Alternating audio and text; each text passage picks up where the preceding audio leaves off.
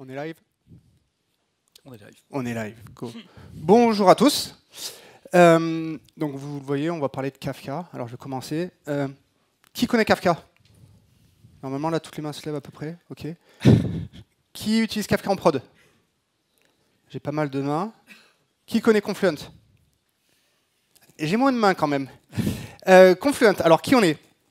Confluent, donc si vous connaissez Kafka, Kafka a été créé par notamment l'idée par une personne qui s'appelle Jay Kreps et qui est le fondateur de la société Confluent. Et donc du coup, je m'appelle Daniel Petisme et je travaille en tant que Customer Success Technical Architect, c'est un joli nom, ça claque, au sein de Confluent. Grosso modo, pour ceux qui connaissent, c'est Technical Account Manager. Donc j'aide mes clients en fait à utiliser les technologies Kafka et d'autres choses, pour atteindre leurs objectifs de streaming de données. Bonjour, Frédéric Rouleau, je suis dans la même équipe que Daniel. Et donc, aujourd'hui, on va vous parler de plusieurs aspects. Déjà, on va faire un petit rappel un peu de l'architecture Kafka. Le but, c'est pas d'entrer dans les détails, c'est juste de montrer un petit peu les évolutions et les limites de l'architecture initiale. On va voir un peu les dernières évolutions de Kafka et ce qui est en train de venir. Un des gros avantages de Kafka, c'est que la communauté est très dynamique et le Kafka d'il y a un peu plus de 10 ans et maintenant n'est pas du tout le même, ça bouge. Ensuite, Daniel vous parlera un peu plus des différentes versions de Kafka, puisqu'on connaît beaucoup le Kafka open source, celui d'Apache. On va savoir que Kafka est devenu un peu un standard de fait et qu'il y a plusieurs variantes. Et à la fin, on parlera un peu de Kafka, des technologies de streaming et comment Kafka est devenu un peu le cœur de cet écosystème. Alors, Kafka est toujours leader dans le streaming de data en 2025. Alors, déjà, la première question qu'on peut se poser, c'est qu'est-ce que le data streaming? Alors, j'ai demandé à une IA bien connue de me le définir. Bon, ce qu'elle m'a sorti, c'est pas si inintéressant que ça. Globalement, c'est une méthode pour transférer de manière continue des données d'un système source à un système de destination en temps réel ou proche du temps réel. C'est à peu près ça. En data streaming, donc on émet des données de manière continue, elles sont captées à la source, processées au fil de l'eau et streamées dans les systèmes destination. Ça permet aux organisations d'avoir un accès constant et instantané à la mise à jour des données et de permettre à des systèmes d'être plus dynamiques et réactifs. Moi, je trouve que la définition n'est pas trop mauvaise. En deux mots, en une image, data streaming, c'est globalement chacun prend sa voiture et on y va au fil de l'eau. Le batch processing, prenez le bus ou le train, donc c'est bien, sauf qu'il y a des horaires à respecter et il faut attendre les bons horaires. Alors, pourquoi Kafka est un standard de fait? Tout d'abord, Kafka, quand il a apparu, il n'y avait pas beaucoup d'alternatives sur ce genre de techno. Il y avait des systèmes de queuing, mais pas vraiment de système de streaming. C'est d'ailleurs la raison de sa création. Les gros avantages, c'est déjà la scalabilité et la résilience aux erreurs. Donc, Kafka a été conçu dès le début pour être distribué, résilient à la perte d'un serveur. Il a des mécanismes de réplication, des mécanismes d'arbitrage distribués, basés sur des algorithmes de quorum. Il implémente nativement donc cette réplication et il est scalable par le fait qu'on rajoute des brokers et des partitions. Il permet d'avoir des grandes bandes passantes ou des faibles latences. Il est très versatile, on peut le tuner pour avoir l'un ou l'autre, ou un compromis entre les deux. Et surtout, il a été très largement adopté dans l'écosystème de tout ce qui est stream processing. Donc, je ne connais pas de système qui ne supporte pas Kafka dans le monde du stream processing. Et c'est devenu donc un standard de fait. Alors, un petit rappel de l'architecture Kafka. Déjà, qu'est-ce qu'un Kafka se base sur du pub sub. Globalement, vous publiez et vous avez des consommateurs qui souscrivent à des topics. Un topic, c'est un container. Vous pouvez en avoir plusieurs sur un système, plein même. Et globalement, vous pouvez dupliquer des données entre les topics. Un topic, c'est un log d'event. Un log d'event durable et qui est en mode append only. C'est-à-dire que vous pouvez seulement rajouter des données et vous ne pouvez chercher que par offset. Il n'y a pas d'index dans Kafka. On va un peu simplifier parce qu'il y a quand même un simili index sur les timestamps. Et surtout, les events sont immutables. Une fois que vous avez envoyé quelque chose dans Kafka, vous ne pouvez pas le modifier. Donc, un topic est composé de partitions. Un partition, c'est en fait un log. Alors pourquoi cette division? C'est en fait les partitions sont les moyens de distribuer la charge un peu sur les consommateurs dans Kafka. Vous avez un mécanisme d'allocation, vous publiez un record. Un record, c'est principalement une clé, une valeur. Et la clé, elle est utilisée pour décider sur quelle partition. Ce mécanisme permet de garantir un ordonnement strict, c'est-à-dire que tous les éléments qui sont publiés avec la même clé finissent dans la même partition. Un cluster Kafka, c'est composé de quoi? De brokers et d'un cluster Zookeeper. Alors, à quoi sert? Alors, ce sont des instances de programme différentes. Le cluster gère les partitions, il gère les requêtes en écriture et en lecture. Il s'occupe de manager la réplication des partitions.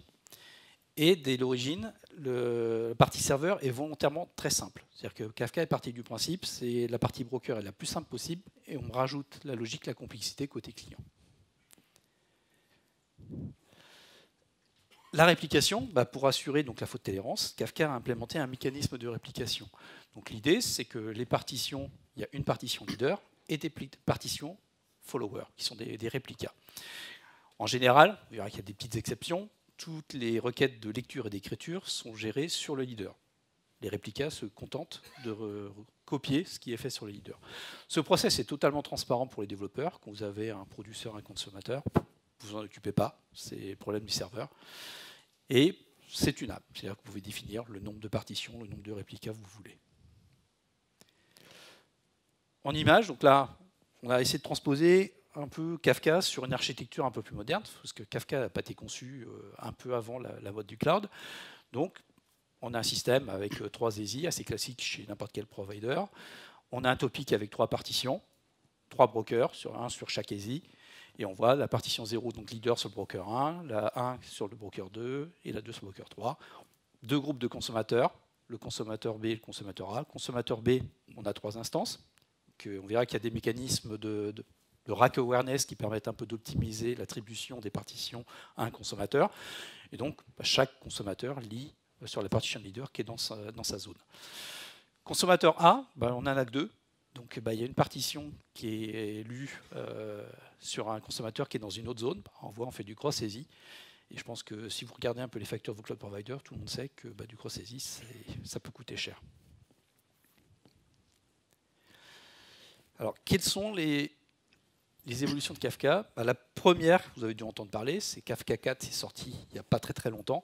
Et la grosse nouveauté de Kafka 4, c'est une release majeure et on abandonne Zookeeper. Alors, à quoi servait Zookeeper?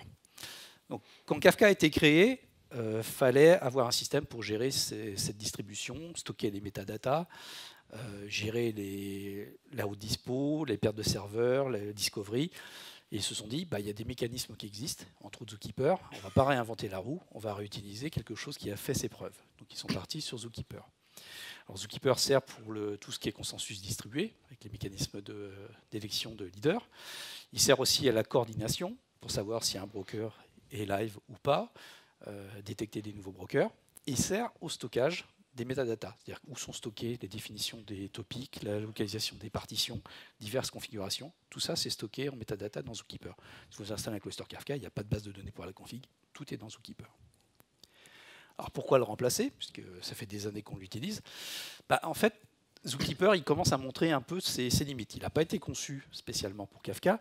Et comme on stocke toutes les métadatas dans Zookeeper, quand un broker démarre, faut qu'il découvre sa configuration. Donc il va aller voir dans Zookeeper et il va télécharger toutes les métadatas.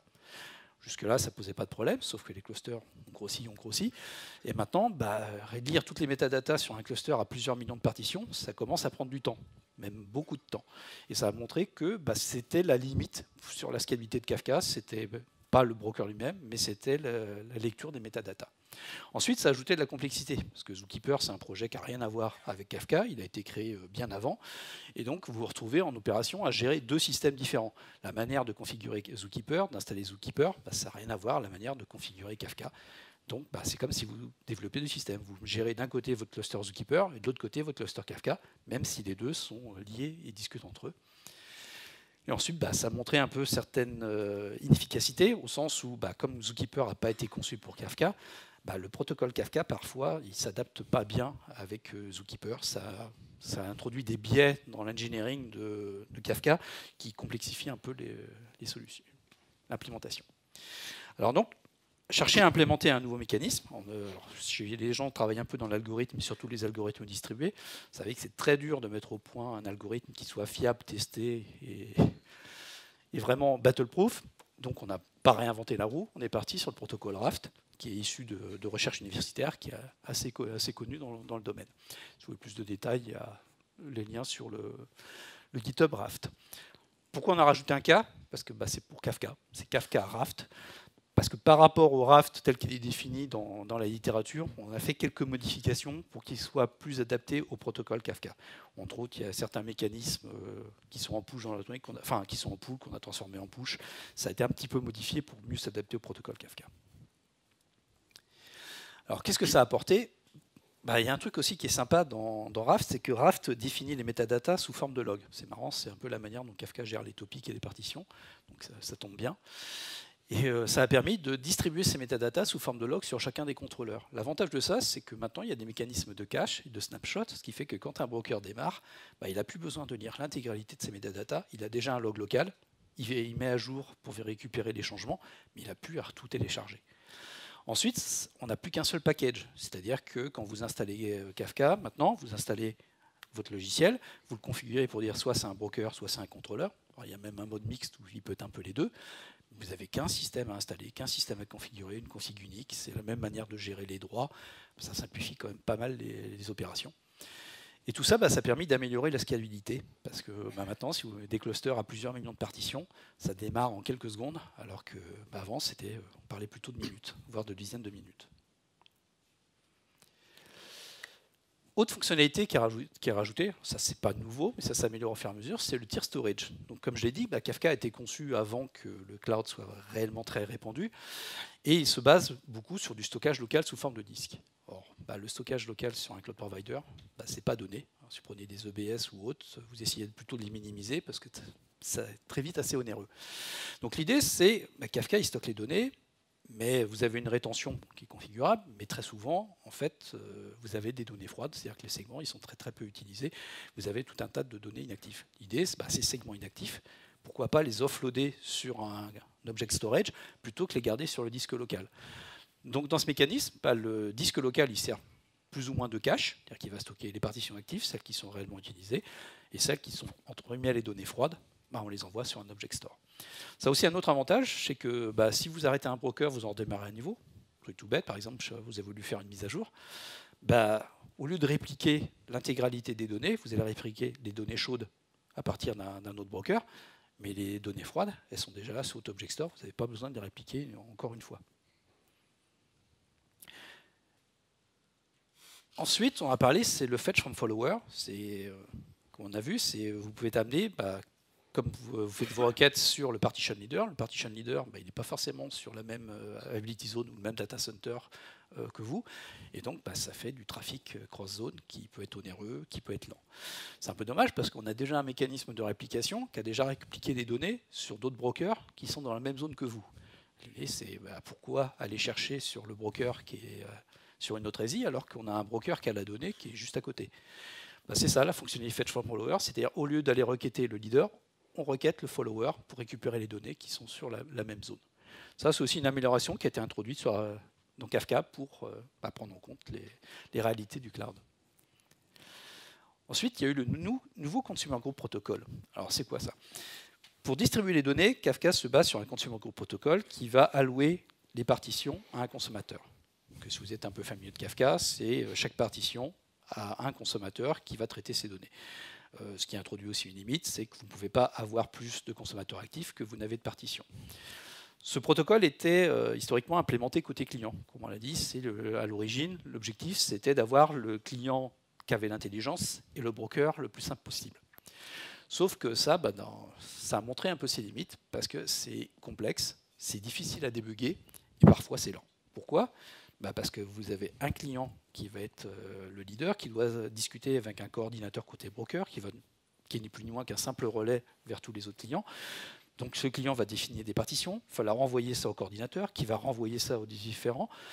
Alors c'est bien sur le papier, sauf que quand vous avez un incident en prod, si vous voulez comprendre ce qui se passe, il vous faut les logs globalement de tous les clients, parce que tout le monde a participé. Si vous avez le log que d'un client, ah bah mince, c'est pas lui le leader, il faut retrouver qui est le leader, il faut regarder le coordinateur, qu'est-ce qui s'est passé. Dans la vraie vie, c'est assez pénible. Et puis parfois, pour peu que vous ayez des réseaux qui soient un petit peu on va dire en carton, c'est pénible en termes d'efficacité. Le nouveau protocole, déjà, il est basé serveur. C'est-à-dire que l'allocation n'a plus lieu sur le client. C'est le serveur qui fait les allocations, qui va décider quelle partition est gérée par quel consommateur. Le protocole est aussi un peu plus incrémental, parce que c'est bien, mais l'ancien système, quand vous avez un nouveau consommateur qui apparaît, il faut lui allouer une partition. Donc il faut dire aux autres, vous arrêtez de traiter les partitions, on est en train de revoir la manière dont on a tout distribué. Alors même si le protocole a été amélioré au fil des ans pour être un peu moins stop the world et on gère ça de manière un peu plus incrémentale, ce n'est pas encore la panacée. Et donc le nouveau protocole a été conçu pour limiter les effets de j'ajoute, j'enlève un nouveau consommateur au minimum. Et entre autres, parce que j'ai 3 partitions, j'ai une partition qui est allouée à quelqu'un d'autre, pourquoi les consommateurs qui traitent des partitions qui ne sont pas concernées, pourquoi ça les impacte? Eux, ils peuvent continuer à travailler, il n'y a aucun impact.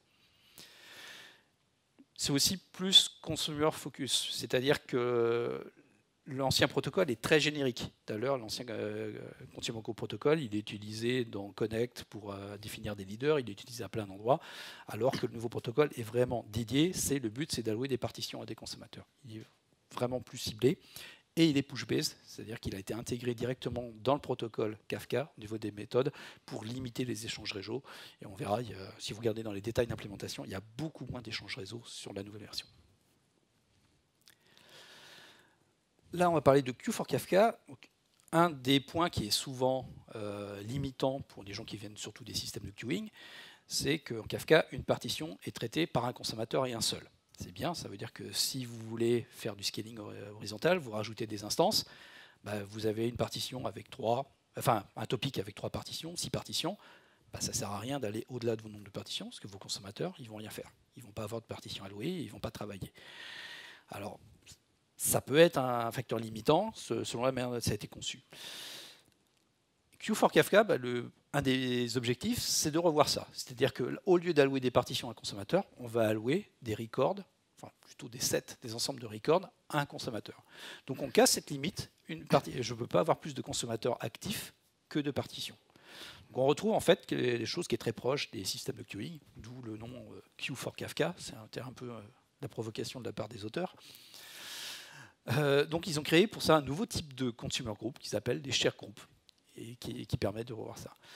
Alors ça a un coût parce que du fait que vous cassez cette allocation d'une partition, on a vu qu'une partition c'était un log qui contenait toutes les forcément tous les records avec la même clé, ce qui permettait de garantir un ordonnancement strict. Du fait que vous pouvez distribuer ces records sur différents consommateurs, vous n'avez plus de garantie d'ordre de traitement puisque vous vous retrouvez avec des records qui ont les mêmes clés qui sont traités par 2 consommateurs en même temps. Donc il n'y a plus de garantie d'ordering. Ce n'est pas forcément bloquant, ça dépend vraiment des use cases.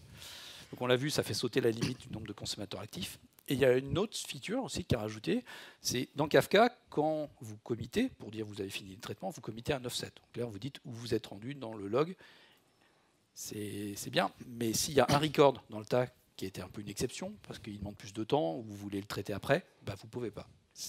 Vous avez committé l'offset, vous ne pouvez pas aller plus loin. Donc maintenant, avec Q4Kafka, vous avez un commit par record. C'est-à-dire que ce n'est plus un offset, c'est vraiment un record qui a un état. Donc maintenant, on a un état sur les records. Soit il est disponible, soit il est acquis, ça veut dire qu'il a été alloué à un consommateur. Le consommateur, il a accepté le record, il est traité. Il a rejeté. Dans ce cas-là, il est potentiellement processable par un autre consommateur. Il y a un compteur, au bout d'un certain nombre d'essais configurables, on considère que, je sais pas, aucun consommateur n'arrive à traiter ce record, je l'archive, il y a un problème avec celui-là. Il y a des améliorations qui sont prévues par les auteurs de cette feature, entre autres, pouvoir implémenter des DLQ, des mécanismes de réessai un peu plus sophistiqués, mais c'est en cours. Alors, Q4Kafka, juste une précision, c'est apparu dans Kafka 4, c'est en early access, ne le mettez pas en prod. C'est pas prévu pour encore. La preview est prévue pour la 4.1 et au plus tôt, une version prod ready, ce sera pour la 4.2. C'est vraiment du forecast. Ça peut être intéressant de regarder pour vous, pour les API, pour des usages. Ça peut faciliter, comme je l'ai dit, soit des algorithmes de distribution un petit peu différents. Ça peut aussi faciliter des migrations vers Kafka de programmes qui avaient été conçus pour des systèmes de queuing. C'est-à-dire que si vous avez un système qui a été conçu avec, par exemple, des acknowledgements par record, passer sur du Kafka, il faut complètement revoir votre design. Avec du Kafka, vous restez sur un paradigme de queuing, donc beaucoup plus proche, ça peut faciliter les migrations. La centrale gouvernance, on l'a vu, finalement, petit à petit, on s'aperçoit qu'on est en train de rajouter de plus en plus de choses côté serveur, parce que ça facilite les choses. Il y a le nouveau Consumer Group, il y a l'équipe 1071, qui est un peu le pendant des nouveaux Consumer Group, mais pour Kafka Streams. Il y a le Transaction Server Defense. On s'est aperçu qu'il y avait quelques petits cas limites qui étaient mal gérés. Donc on a rajouté des mécanismes de défense au niveau des transactions Kafka. C'est l'équipe 890.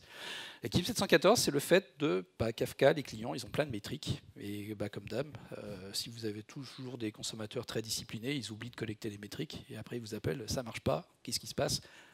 Et là, vous n'avez aucune donnée pour travailler, c'est dommage. Et l'idée de l'équipe 714, c'est de pouvoir configurer côté serveur les métriques et que les clients puissent envoyer des métriques sur les brokers, ce qui permet au moins, vous avez un moyen d'investiguer et d'avoir des choses. Donc, on voit petit à petit, le côté serveur s'enrichit au détriment du côté client. On bascule. Donc merci Fred qui a présenté les évolutions de Kafka lui-même. Maintenant, ce qu'on va essayer de faire, c'est repositionner Kafka dans son marché, d'accord, et voir un petit peu les différentes choses qui existent. Avec ce titre un poil provocateur qui était de un Kafka à plusieurs Kafka. Alors la question que je vous pose, c'est, à votre avis, il y a combien de distributions de Kafka qui existent dans la nature ? 5, 10, 20 ? Si j'ai une réponse, il y a une gourde à gagner. Bon, si tu peux passer à la slide d'après. On a compté une vingtaine de distributions Kafka. D'accord. Donc quand on parle de distribution, il y a des gens qui prennent le projet open source et qui le package, ce que fait Confluent, ce que va faire un Red Hat, ce que va faire d'autres acteurs, Cloudera par exemple. Puis il y a des gens qui font des choses un peu plus exotiques avec Kafka. Et ça s'appelle toujours Kafka. D'accord. Le projet a été relativement célèbre, donc du coup les gens surfent un petit peu sur le nom. Et derrière, c'est pas toujours le Kafka que vous trouvez sur GitHub, Apache Kafka. Et grosso modo, quand on regarde côté fournisseur de Kafka, on va trouver deux grandes catégories. On va retrouver des acteurs généralistes qui vont faire plein de choses, dont Kafka, et des acteurs plus spécialistes qui font notamment que Kafka et qui se focusent dessus et qui vont amener beaucoup plus d'innovation. Et de manière très originale, sur les acteurs généralistes, on va plutôt trouver les cloud providers, et on va les présenter. Et après, on va trouver les pure players qui vont plus jouer sur Kafka lui-même et comment le rendre plus innovant. Côté cloud provider, sans grande surprise, vous allez retrouver les grands acteurs, AWS, Azure, Google. Il y a d'autres acteurs qui vont le fournir, il y a du OVH, il va y avoir du Haven, il va y avoir des acteurs beaucoup plus locaux, comme Alibaba par exemple. Et chacun apporte sa flavor, grosso modo, de Kafka. Donc vous avez Meska pour AWS, vous avez EventHub pour Azure, qui dit être Kafka, mais qui n'est pas du Kafka en dessous. On en parlera un petit peu plus tard. Vous avez Google Managed Service aussi, donc chacun fournit sa solution. Et la question qu'on peut se poser, c'est OK, mais du coup, s'ils fournissent Kafka, pourquoi il y a des boîtes comme Confluent qui existent ou pourquoi il y a d'autres boîtes qui existent? En fait, la question qu'on peut se poser, c'est là, vous avez l'étendue des services AWS à fin 2022. Est-ce que vous arrivez à trouver le service Meska? Alors, pour ceux qui cherchent pour de vrai, c'est en 2019. Ça doit être la première case en 2019. Et du coup, mécaniquement, quand en fait, on a plein de services à gérer, la question qu'on peut se poser, c'est est-ce qu'on peut être le meilleur à faire du Kafka? Et c'est vrai pour tous les autres services, c'est pas indépendant de Kafka. C'est est-ce qu'on peut être le meilleur? Souvent, en fait, ce qu'on constate dans l'approche cloud provider, c'est ils ont des clients, les clients utilisent EC2, AWS Lambda ou des Azure Functions, ce que vous voulez. Et en fait, les clients ils disent au bout d'un moment, en fait, moi j'ai besoin de Kafka. Et pour garder les clients dans leur écosystème, ils fournissent l'élément. Et donc du coup, ils sont capables de ticker les cases pour dire nous aussi on sait le faire. D'accord. Donc le but c'est souvent de garder. Et ce qu'on voit souvent, c'est les cloud providers ne gagnent pas d'argent ou c'est pas là entre guillemets qui vont faire les plus grosses marges avec Kafka. Le but en fait c'est de garder les clients pour qu'ils utilisent d'autres services qui eux leur apportent plus d'intérêt. D'accord. Donc le but c'est vraiment de remplir le catalogue pour être sûr d'être fait. Donc en fait ce qu'on voit nous sur le marché, c'est que les gens en fait ils vont chez les cloud providers souvent avec un argument qui est oui mais moi mes boîtes, enfin mes projets ils utilisent déjà AWS, Azure, Google, donc ça va être plus simple. l'approche est bonne, l'approche est sincère, c'est pas toujours vrai. D'accord ? Notamment quand on parle connectivité, on se rend compte que, en fonction des cloud providers, moi je vais prendre Confluent, forcément je connais. Non, si tu peux garder. Si on parle de Confluent, il y a dans certains cloud providers, on va être capable de fournir plus de connectivité avec le cloud provider lui-même que sa solution native. D'accord ? Donc, encore une fois, gardez en tête que quand j'ai une boîte comme AWS, je ne vais pas avoir 1000 ingénieurs sur Kafka. Je vais avoir une équipe certainement partagée avec d'autres technos d'intégration. Donc, ils ne peuvent pas couvrir tous les besoins, entre guillemets. Puis, ce n'est pas forcément l'intérêt du cloud provider de tout couvrir. Eux, ce qu'ils veulent, c'est qu'il y ait le minimum pour que vous restiez dans son environnement. Donc, du coup, les use cases qu'on va voir sur les cloud providers, c'est les gens qui disent je veux une solution good enough. Le truc, j'ai un use case qui n'est pas critique, je ne cherche pas de l'innovation plus que ça, j'ai juste un petit use case, et donc, du coup, je vais sur ce genre de solution. Et ça marche très bien, encore une fois. Dès que en fait, vous avez un enjeu, on va dire stratégique, technique ou organisationnel à utiliser Kafka, dans ce cas-là, on voit les bots s'orienter plus vers des pure players et du coup aller chercher des solutions spécifiques. Là, si tu peux passer. Et donc maintenant, on va parler des acteurs, on va dire plus focus Kafka. Et en fait, ce qu'il faut comprendre avec Kafka, Fred l'a dit plusieurs fois, Kafka c'est devenu un standard, d'accord ? Mais avec plusieurs implémentations. En fait, ce qui est assez intéressant avec Kafka, je ne sais pas si vous avez déjà regardé, mais Kafka, avant d'être un logiciel, c'est un protocole réseau. Au même titre que HTTP, SMTP, ce que vous voulez. C'est un protocole réseau, et qui est plutôt pas trop mal défini. Vous allez sur kafka.org/protocole, vous avez toutes les requêtes, toutes les versions, tous les champs. Et en fait, il y a des gens qui ont pris ce protocole-là et qui ont commencé à le customiser. Et donc, du coup, on va avoir plusieurs implémentations qu'on va présenter. Donc, le Kafka que vous trouvez sur GitHub, c'est le Kafka open source qui est utilisé, mais dès que vous allez dans le monde des pure players, souvent, il est un tout petit peu customisé pour aller chercher d'autres objectifs. Juste une petite parenthèse sur le mot standard. Quand on parle de standard ici, pensez pas standard HTTP, au sens où les gens se réunissent, ou JDCR dans l'écosystème Java. Les gens se réunissent, se mettent d'accord sur ce qu'on va faire, on clarifie tout, on définit toutes les interfaces, et puis après on a une implémentation de référence. Ici, Kafka, il faut encore reprendre, c'est un projet qui a vécu, et au bout d'un moment, les gens se sont dit qu'il y a un intérêt à en faire autre chose. Donc en fait, le standard, quand on parle de standard, c'est un standard de facto. C'est vraiment le protocole, il est le fruit de toute l'histoire du projet et de toutes les expériences et de toutes les failures, grosso modo, du projet. Donc souvent, quand les gens doivent réimplémenter ce protocole, alors déjà, c'est un gros boulot, mais quand ils doivent le réimplémenter, ils doivent comprendre l'historique, ils doivent savoir d'où vient le projet. C'est pas juste une équipe d'ingénieurs qui s'assoit, qui dit la prochaine version, voilà toutes les specs, et puis après on implémente. Okay. Donc du coup, si on regarde maintenant les acteurs, on en a plusieurs. Confluent. Donc nous, on va prendre du Kafka vraiment GitHub, on va le packager, on va en faire une version on-prem, mais on a une version cloud, on va en parler. Et on a d'autres acteurs. Si je prends Redpanda en exemple, c'est une réécriture totale du protocole Kafka en C. Okay, donc Kafka, c'est du Java à la base, et là, ils ont réécrit tout le protocole. Donc là, ça Kafka, en fait, la surface. Derrière, c'est plus le même Kafka. Okay. Et donc, typiquement, dès qu'il y a des clips qui sont mis à jour, dès qu'il y a tout ce que Fred a présenté tout à l'heure, ils doivent réimplémenter tout le code derrière. Okay. Donc on a différents acteurs, et grosso modo, ces pure players, en fait, on voit qu'ils travaillent à faire évoluer le protocole dans différentes directions. Et en 2025, on a 3 grands trends, grosso modo, autour de Kafka. Fully Managed, Bring Your Own Cloud et Stateless Broker. Fully Managed, si on va sur celui-là, ça c'est la slide. Qui a jamais vu cette slide de sa vie? Il y a quand même une ou deux personnes. Donc du coup, on va dire pendant les années 2000, après 2004-2005, quand le cloud a commencé à arriver, grosso modo, toute la mouvance cloud, ça a été de dire, on arrête l'informatique. Enfin, on essaye de passer d'une informatique où les DSI gèrent toute leur informatique à des modèles cloud. Et le but du cloud provider ou du service provider, quel qu'il soit, c'est de prendre, entre guillemets, des responsabilités sur le management des ressources. Et donc, du coup, on avait IaaS, PaaS, SaaS. Plus on va vers la droite, plus le fournisseur gère des éléments. Et la logique, c'est je suis retailer, mon boulot c'est de faire du retail, c'est pas de gérer des serveurs. Je suis industrie, mon boulot c'est de sortir des produits, c'est pas de faire de l'informatique. Donc le but c'est de déléguer, stratégie d'outsourcing bête et méchante. On délègue à un partenaire qui va lui avoir une économie d'échelle, qui va être capable d'avoir plus d'expertise, etc. pour gérer. Et donc du coup, les gens, pareil, quand ils vont sur Kafka, ils disent moi aussi je veux du fully managed.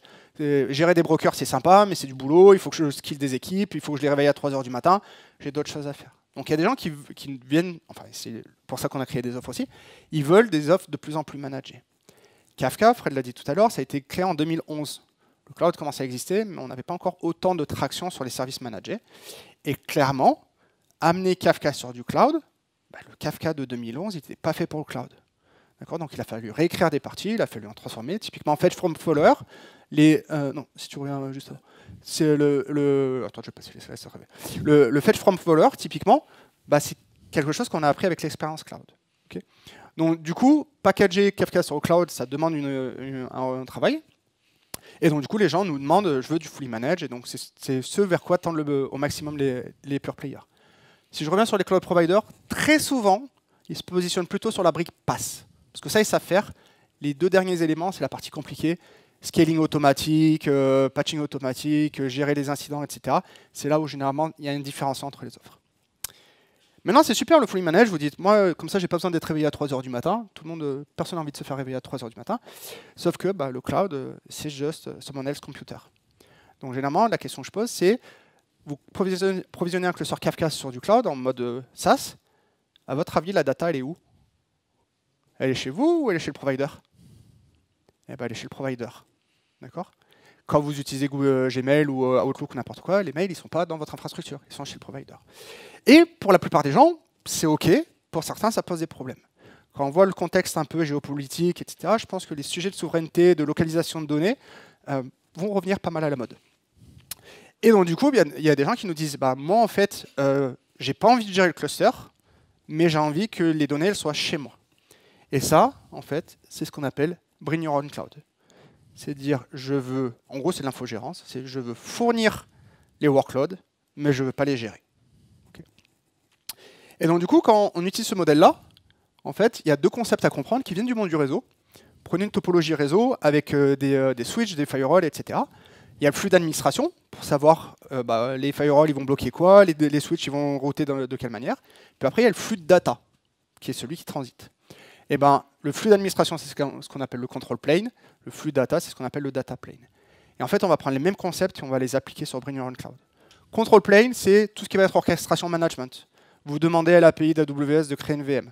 Il va vérifier que vous aviez les droits, que votre carte bleue elle est chargée, qu'il peut prélever, qu'il y a suffisamment de disques, etc., etc. Data plane, c'est l'utilisation, c'est je me connecte en SSH. Si je fais une version physique, control plane, c'est le modèle RATP, savoir où les métros vont passer, c'est les disques, c'est les affichages, c'est les portes pour vous laisser rentrer. Puis le data plane, c'est vous qui montez dans la rame de métro pour passer d'une station à l'autre. Okay. Et donc du coup, ça, c'est quelque chose que les gens demandent de plus en plus.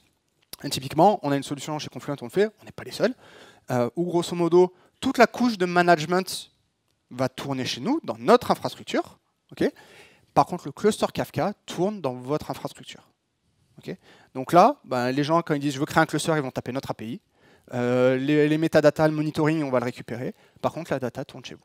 Okay. Et donc ça, c'est une solution qui s'appelle WarpStream, chez nous, qui était une boîte qui s'est démarrée, qu'on a achetée et qui est en cours de finalisation pour proposer le service.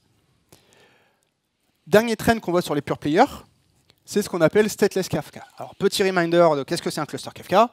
J'ai des brokers, des brokers, c'est des machines qui ont du CPU et qui ont du disque. Le CPU, il fait des choses, il reçoit les requêtes, il les traite, il répond, et puis éventuellement, il persiste sur le disque, et j'ai des mécaniques de réplication.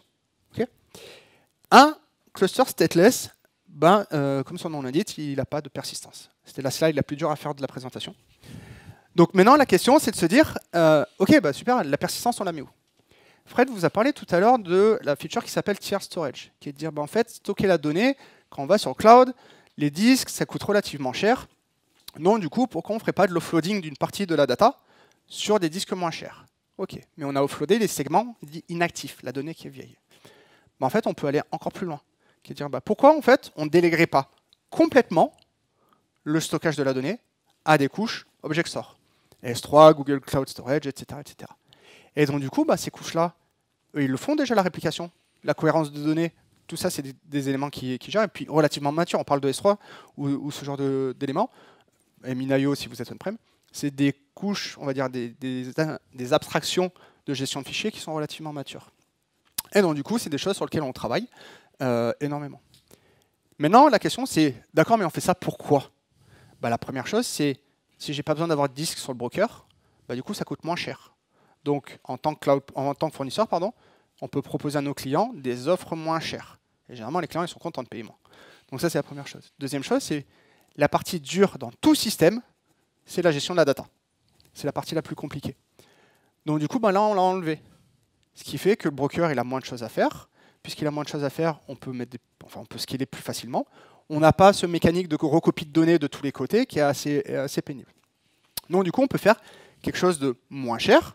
Cependant, S3 n'est pas connu pour être le système, ou les object stores de manière générale, ne sont pas connus pour être les systèmes de fichiers les plus rapides. Donc du coup, en tant que client, maintenant, vous allez avoir un choix. Avant, on avait un Kafka, il n'y avait qu'une seule option, c'était pour tout le monde. Maintenant, on a des implémentations avec des choix. Et donc, typiquement, en tant que client, vous pourrez choisir, est-ce que je suis prêt à faire un effort sur la latence et donc, du coup, réduire mes coûts, ou est-ce qu'au contraire, j'ai un use case qui est super critique à la latence, et dans ce cas-là, il va falloir mettre les moyens en face. D'accord ? Et donc, du coup, voilà un petit peu le landscape en 2025. Alors, on va dire pas exhaustif, mais vous voyez que les acteurs essayent de se positionner, de proposer des solutions à différents niveaux. Donc, Confluent, nous, on a du Kafka qu'on package, vraiment la brique avec un peu d'IP, propriété intellectuelle pour la version on-prem. On a du fully managed avec notre offre Confluent Cloud. On a de l'offre stateless qui arrive, qui s'appelle Freight chez nous. On a l'offre Bring Your Own Cloud qui s'appelle Warpstream. Et vous voyez qu'il y a d'autres acteurs qui font la même chose. Okay. Maintenant, si j'essaye de repositionner Kafka dans l'écosystème data un peu plus global, en fait, on va recommencer avec l'histoire, un narratif. Si vous avez déjà vu des presses de Confluent, vous avez déjà vu cette slide d'une manière ou d'une autre. Grosso modo, le message derrière Kafka, c'est de dire, il y avait des gens, avant, il y avait des systèmes, ils devaient se parler. Puis du coup, je faisais des intégrations un peu point en point, transfert de fichiers, API, queuing, etc. Et à chaque fois, j'avais de la duplication de points d'intégration. Moi, je me rappelle d'un chef que j'ai eu très longtemps, qui me disait, quel que soit le projet, ce qui me coûte le plus cher, c'est toujours l'intégration de données. Et donc, du coup, on avait ce fameux spaghetti qui existait. Okay. Avec Kafka, c'est pas parfait, mais la partie gauche, la partie opérationnelle, ça commence à se régler petit à petit. Les gens commencent à se discipliner et dire, en fait, je publie cette donnée et elle est disponible pour l'intégralité de mon système d'information. Okay. Il se passe quelque chose à la log, je publie et tous les gens sont intéressés. Il se passe quelque chose dans mes logs, je publie et tous les gens qui sont intéressés par les logs peuvent consommer. Donc du coup, on a cette partie-là. Donc c'est Kafka, encore une fois, c'est le standard de streaming, on a des topics, etc. Et puis du coup, t'as cela qui pop. À droite, en fait, on a toujours cette zone de conflit avec le monde analytique. Et pourquoi on a ce conflit? C'est qu'en fait, à droite, dans le monde analytique, en fait, il y a une autre techno qui a émergé, qui s'appelle Apache Iceberg, ou Databricks, ou Snowflake. Grosso modo, c'est un peu tous les mêmes types d'acteurs. Et là où le monde opérationnel est plutôt typé événement, je veux réagir, je veux notifier, etc., la partie analytique, eux, ils aiment bien utiliser des tables. Ils sont confortables avec des tables. Pour ceux qui ne connaissent pas Iceberg, okay, je vais le faire très rapidement. Il y a d'autres présentations, je vous invite à aller les voir. Iceberg, c'est, on va dire, un format de données. Enfin, ça permet de définir la data sous format Open Table Format. Et grosso modo, c'est comment je fais passer du SQL sur des object stores, sur des tables, sur des choses semi-structurées, etc. Donc, c'est comment je rends accessible de la data qui est dans des formats extrêmement variés. Okay. Et donc, du coup, ça se branche après. Si vous êtes sur du Databricks, ça se branche sur la suite Databricks. Si vous êtes sur de l'Iceberg, il y a des outils de querying, Snowflake, etc. Et donc, du coup, on a d'un côté une vue plutôt topic, événement, et de l'autre côté, on a une vue plutôt table. Okay. Et donc, ça, on avait un souci. Et en fait, ce qu'on constate chez les gens, c'est on avait des pipelines. Alors, question, qui dans son organisation utilise Kafka d'un côté, puis écrit, au bout d'un moment, sync la data sur du S3? Il y a quand même quelques mains qui se lèvent. Donc du coup, alors S3, objet Azure, etc. Ou même système de fichiers, ou base de données pour ma BI, etc. Et donc du coup, on voit ce genre de pipeline de données, où les gens copient la donnée, et quand il y a copie de données, il y a perte de contexte. Le métier, il est à gauche. La gestion de la log, la gestion du personnel, les produits, etc., c'est à gauche. Quand on copie la donnée, les gens côté analytique, généralement, ils n'ont pas la connaissance fonctionnelle, ou peu, c'est complexe, il faut remettre la donnée en forme, elle est mal structurée, etc. Et donc, du coup, on arrive un peu sur cette difficulté. Et en fait, c'est pour répondre à ce besoin. C'est pour répondre à ce problème. Enfin, la question qu'on s'est posée, c'est de dire, mais en fait, pourquoi on copie la donnée de Kafka vers Iceberg?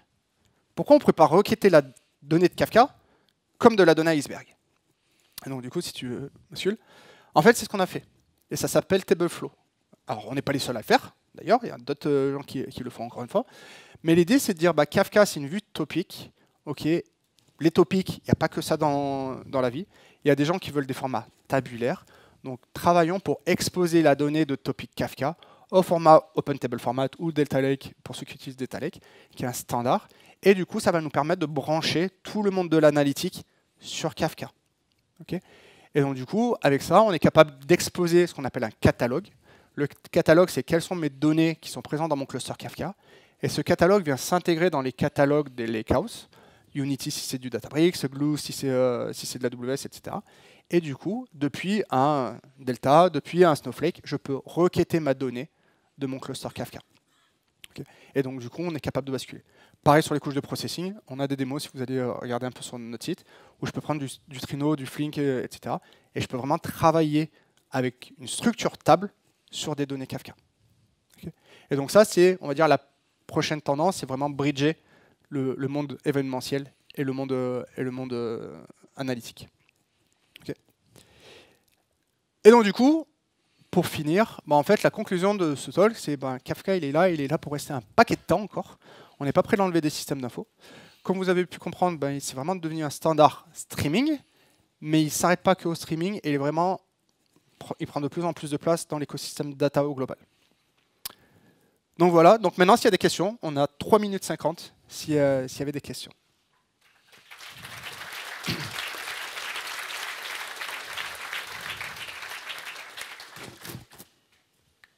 Est-ce qu'il y a des questions? Yes. Merci pour la presse, c'était hyper intéressant. J'ai une question sur les évolutions. On parlait de multi-AZ. Et avec le stateless et le Bring Your Own Cloud, est-ce qu'il y a des évolutions sur le multi-région? On a des problématiques aujourd'hui où on gère le multi-région nous-mêmes, entre guillemets, avec le cluster linking. Ouais. Est-ce que demain, c'est quelque chose qui va être entièrement géré côté SaaS avec les nouvelles évolutions? Alors, il y a des choses sur lesquelles Confluent travaille. Au niveau du projet communautaire Apache, je n'ai pas connaissance d'avancer le truc. C'est plutôt les différents intervenants dans l'écosystème Kafka qui travaillent dessus. Confluent travaille dessus et je pense que nos compétiteurs également. J'en profite, au fait, on a un stand sur la partie exposant, donc si on n'a pas le temps de couvrir toutes les questions, n'hésitez pas à venir nous voir. Il y avait une autre question, je crois. Yes. Par contre, oui. T'as le micro, c'est bon? Oui. Ah, il y en a une au front. Oui, du coup, avec Tabflow, on pourra requêter avec Databricks ou Snowflake derrière. Est-ce que vous aurez des connecteurs pour directement plugger sur des outils de reporting comme Power BI ou Tableau? Alors, je pense que nous, on n'aura pas les connecteurs. Alors, ça sera plutôt dans l'autre sens. Souvent, c'est plutôt dans l'autre sens qu'on le voit. C'est les outils de BI qui, du coup, seront compatibles. Iceberg, Delta, etc., qui, du coup, viendront se brancher. L'idée, c'est plutôt on expose la donnée au format Iceberg, on s'intègre avec des catalogues pour définir où est la donnée, comment elle est formatée, mais c'est plutôt après aux outils d'utiliser ces catalogues et d'accéder au format Iceberg pour récupérer et faire les traitements. Encore une personne qui a une question? Devant, il y avait une juste là. Bonjour, merci pour la presse. Lorsque vous avez montré le fetch from follower, en fait, j'ai l'impression que la donnée se déplace d'une AZ à l'autre quand même au sein du cluster Kafka. Oui. Donc finalement, il y a déjà la réplication. Oui, oui mais c'est le simple fait de dire va chercher ailleurs et pas va chercher chez moi. L'idée, c'est plutôt que d'aller chercher sur le partition leader, dire qu'il y a peut-être déjà des partitions follower qui sont dans la même zone, et plutôt qu'aller chercher sur le leader et refaire encore une cross-ASI, comme les données ont déjà été répliquées dans notre zone, autant l'interroger directement. D'accord, donc en fait, c'est juste dire au client va chercher ailleurs et parce que la donnée elle est déjà. Ok, très bien. C'était un peu que j'avais mal compris. En fait, sur la partie fetch from follower, oui, quand tu as la réplication de données, tu es obligé de passer ton AZ mécanique. Par contre, en fait, quand tu regardes en volume, en termes de consommateur qui fait des requêtes pour faire du cross-ASI, pour aller chercher la data, ou le broker, clairement, si on optimise le côté consommateur, tu as un gros gain sur ta facture. Voilà. L'idée en général, c'est d'avoir plusieurs consommateurs pour un producteur, et donc tu répliques la donnée qu'une fois, alors que si tu as 10 consommateurs, tu vas répliquer la donnée 10 fois cross-ASI. Super. Encore une dernière question? C'est bon? Vous avez le QR code si vous voulez donner votre avis et des feedbacks sur le talk.